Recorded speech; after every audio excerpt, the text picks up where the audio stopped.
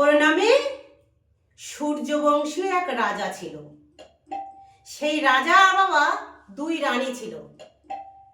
তো এক রানীর ছিল 60,000 ছেলে, আর এক রানীর শুধুমাত্র একটি পুত্র। তো এই যে শগর রাজা কি করেছিলেন না, অশ্বমেধের যজ্ঞ করেছিলেন। অশ্বমেধের যজ্ঞ করেছিলেন কেন?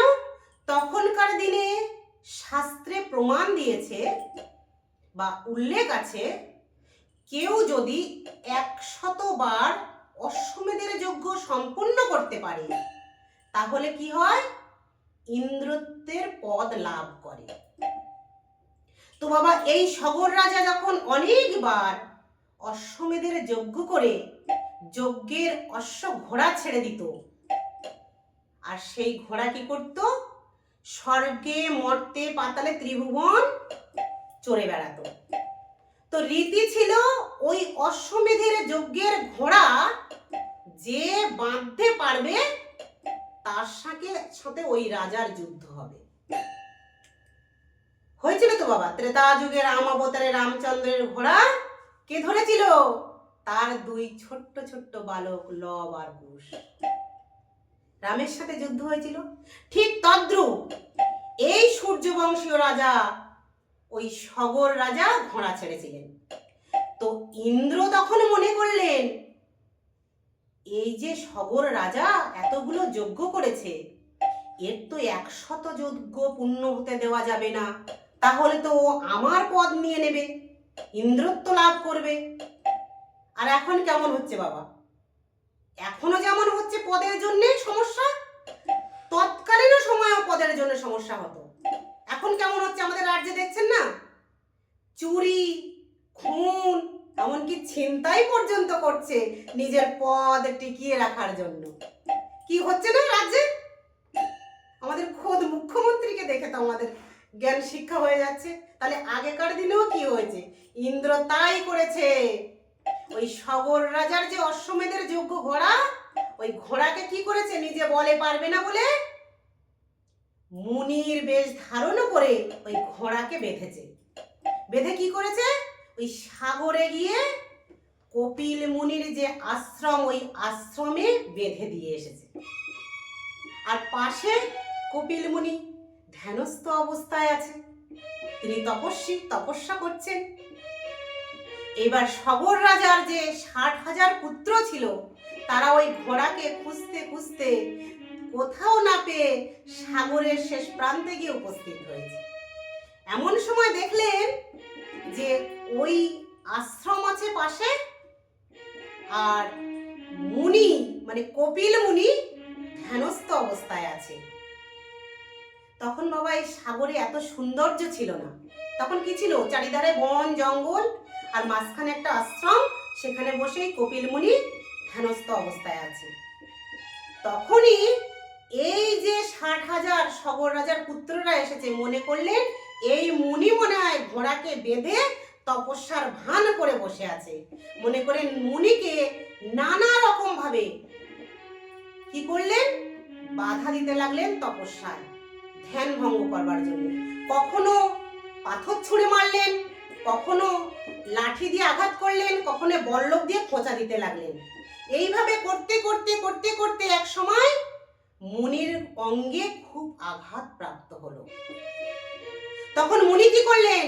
ধ্যানস্থ অবস্থায় ছিল, ধ্যান ভঙ্গ করে যেই মাত্র দেখলো যে কে তার অঙ্গে আঘাত করছে, দেখতে যাওয়ার সঙ্গে সঙ্গে যেই চোখ উন্মিলন করলেন, অমনি শগর রাজার 60,000 পুত্র ভস্মীভূত হয়ে গেলেন।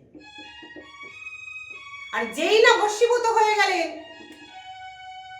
অমনি কি হলো? যজ্ঞের ঘোড়া এইভাবে বাঁধা আছে। কপিল মুনি বুঝতে পারলেন এটা ইন্দ্রের কাজ, কিন্তু চুপচাপ বসে রইলেন আবার ধ্যানে মগ্ন হয়ে। আর এদিকে অনেক দিন হয়ে গেছে, শগর রাজার ছেলেরা ফিরে যাচ্ছে না দেখে শগর রাজা কি করলেন? নিজের আরেকজন যে পুত্র ছিল, তার নাম হলো অংশুমান, অংশুমানকে খুঁজতে পাঠালেন তার ভাই এবং দাদাদেরকে। অংশুমান খুঁজতে খুঁজতে খুঁজতে খুঁজতে কি করলেন? কোনো দিকে না পেয়ে ত্রিভুবন যখন খোঁজা হয়ে যাচ্ছে, পাচ্ছে না, তখন এই পৃথিবীতে সাগরের শেষ প্রান্তে গিয়ে উপস্থিত হয়েছে। সেখানে গিয়ে দেখে একজন মুনি আশ্রমে তপস্যারত অবস্থায় আছে। আর ওই যে মুনির সামনে প্রচুর অস্থির পাহাড় হয়ে আছে ভস্মীভূত হয়ে। আর তারা তার ভাইকে দেখে ওই অস্থির ভেতর থেকে উদ্ধারের জন্য আকুলি বিকলি করে চিৎকার করছে। অংশুমান তখন সব বুঝতে পারলেন। অংশুমানকে তার ভাইরা সব বললেন। অংশুমান বুঝতে পেরে মুনিবরের কাছে, কপিল মুনির কাছে করজোড়ে দাঁড়িয়েছে, আকুলি বিকুলি করে বলছে, হে মুনিবর, আমার ভাইরা অন্যায় করেছিল, তাই তাদের আপনি শাস্তি দিয়েছেন, কিন্তু এবার আপনি তাদের উদ্ধারের পথ বলে দেন। তখন মুনি বললেন, তোমার ভাইদেরকে যদি উদ্ধার করতে হয় তাহলে তুমি এক কাজ করো, পতিত পাবনী মা গঙ্গাকে নিয়ে এসে তোমার ভাইদের এই ভস্মীভূত অস্থি সেই গঙ্গার জলে ভাসিয়ে দাও। তখন কিন্তু বাবা গঙ্গা এখানে ছিল না। পতিত পাবনী বলছে কেন? একেবারে নিচু কুলে জন্ম থেকে শুরু করে যত পাপী তাপী আছে, যদি গঙ্গার জল তারা পায় তাহলে সবাই উদ্ধার হয়ে যায়। দেখেন না বাবা, যত দেবদেবীর পুজো হোক না কেন, এই যে মা গঙ্গার জল নিয়ে নম শুচি ওং নম শুচি ওং নম শুচি করে, তার মানে কি নিজেকে শুদ্ধ করে নেয়, যত পাপ আছে সব পাপ চলে যায়। তাই মা গঙ্গাকে আনবার জন্য মানুষকে বললেন। সেই অংশুমান তো পারলেন না, অংশুমানের পুত্র মানস চেষ্টা করলো, তিনিও পারলেন না। শেষে কি হলো? মানসের পুত্র ভগীরথ জন্মগ্রহণ করলেন। জন্মগ্রহণ করে ভগীরথ কি করলেন? নিজের রাজ্য পাট সবকিছু ত্যাগ করে নিজের পূর্বপুরুষদেরকে বাঁচাবার জন্য, উদ্ধার করবার জন্য, তাদেরকে নরক হতে স্বর্গে পাঠাবার জন্য মা গঙ্গার তপস্যা করতে লাগলেন। মা গঙ্গা তখন ভগীরথের তপস্যায় মুগ্ধ হয়ে বললেন, ভগীরথ, আমি যে পৃথিবীতে পতিত হব তা আমাকে ধারণ করবে কে? আমাকে যদি কেউ ধারণ না করে তাহলে আমি তো পাতালে প্রবেশ করে যাব। তখন বাবা মহাদেব কি করলেন? প্রকট হলেন, বললেন, আমি আমার নিজের জটা জালে তোমাকে ধারণ করব।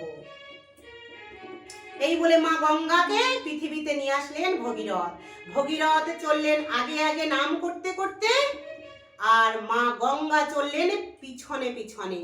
পতিত পাবনী গঙ্গা সমস্ত পাপী তাপীকে উদ্ধার করে শেষে এসে সাগরে মিলিত হলো। আর কি করলেন? এই সাগর রাজার 60,000 পুত্রকে সমস্ত গঙ্গার জল দিয়ে অস্থি আর ভস্মীভূতকে ধৌত করে তাদেরকে উদ্ধার করে দিলেন। আর মা গঙ্গা বাবা মহাদেবের কাছে বললেন যে, আমি যে এত পাপ বহন করলাম, আমি কিসে ধৌত হব? বাবা মহাদেব আশীর্বাদ দিলেন গঙ্গাকে, তুমি এই পাপ ধৌত করলে, আর তোমার জলে যখন সমস্ত সাধুগুরু এসে স্নান করবে তখন তাদের চরণ ধুলাতে তুমি ধৌত হয়ে উদ্ধার হয়ে যাবে গঙ্গা। তাহলে গঙ্গার পাপ কে নেয়?